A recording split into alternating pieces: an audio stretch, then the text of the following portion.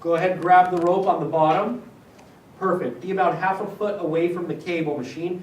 Hip, knee, ankle lined up. Bend your knees slightly. Bring your hands down to the center of your body. Elbows, you tuck them in. Make sure your arms are straight to the floor. Hands are nice and wide, so when you come down, it comes right by your side smoothly and doesn't hit you in the thigh.